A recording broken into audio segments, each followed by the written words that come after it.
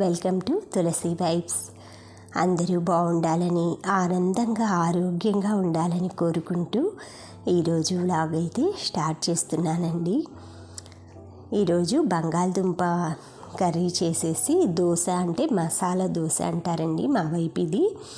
ఇందులోకి నేను సుహానా ప్యాకెట్ వాడానండి. పోయినసారి నేను ఒక ప్యాకెట్ తెచ్చాను పన్నీర్ మసాలా అనేసి.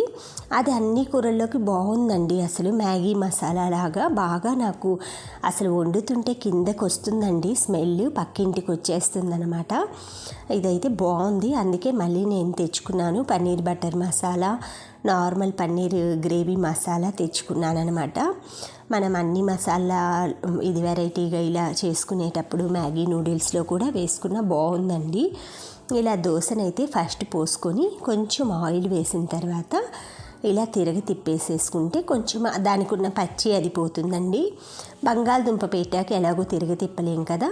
ఈ విధంగా గోల్డెన్ బ్రౌన్ కలర్ రాగానే దోశనైతే మామూలుగా ఇలా అయితే తిరగేసుకొని ఒక్క 1 మినిట్ అయితే అలా కాలనివ్వాలండి. దానికి ఉన్న బ్యాక్ సైడ్ ఆ పచ్చి వాసన అంతా పోతుంది. ఆ తర్వాత అయితే ఇప్పుడు బంగాళదుంప కర్రీ అయితే పెడతానండి. అలా సెంటర్లో పెట్టేసేసుకొని మనం దోశనైతే ఫోల్డ్ చేసి ఒక్కసారి అట్లకాడతోటి మొత్తం ప్రెస్ చేసామంటే దోశ మొత్తం అయితే ఈ విధంగా మొత్తం కొంచెం గట్టిగా ప్రెస్ చేసేసి అంతా పెడితే స్ప్రెడ్ అయిపోతుంది అంతా దోశ అంతా. ఆ తర్వాత దీనిని మనకి ఇష్టమైన పల్లీల చట్నీ కానీ టమాటా చట్నీ ఏదైనా తినచ్చు. ఎప్పుడైనా దోశలు అలా తిన్నప్పుడు నైట్ టైము ఇలా మజ్జిగ చేస్తానండి. ఇది మజ్జిగ పౌడర్ అన్నమాట. విస్మయ్ ఫుడ్ ఛానల్ చూసి నేను ఇది ట్రై చేశానండి. ఆ ఛానల్ విస్మయ్ ఫుడ్ ఆయన అయితే చాలా బాగా చేస్తారండి. ఎప్పటి నుంచో నేను ఆయన ఫ్యాన్ అనమాట. ఆయన వీడియోస్ అన్నీ మంచిగా ఉంటాయన్నమాట, అంటే నీట్గా ఉంటాయి. ఇలాగ సగ్గుబియ్యం అయితే జావ కాచుకుంటున్నాను. మీరు ఎప్పుడైనా వేడి చేసిందంటే సగ్గుబియ్యం, బార్లీ ఇలా జావ కాచుకొని మీరు ఉత్తమైనా తాగొచ్చు. జున్ను పంపించిందండి మా ఫ్రెండ్.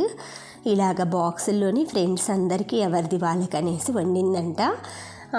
ఇట్లా కేక్ లాగా పంపించిందనమాట. వరలక్ష్మి వ్రతం రోజు మా ఫ్రెండ్ అయితే జున్ను మిల్క్ ఇలా పాల రూపంలో ఈ విధంగా అమ్మవారు మా ఇంటికి వచ్చేసింది. పాలల్లో, పువ్వుల్లో, పెరుగులో వీటిల్లో ఉంటుందండి అమ్మవారు. ఈ విధంగా అయితే లక్ష్మీదేవి మనల్ని కరుణించిందని, మీ అందరి మీద కూడా ఆ లక్ష్మీదేవి అనుగ్రహం ఉండాలని కోరుకుంటూ సెలవు.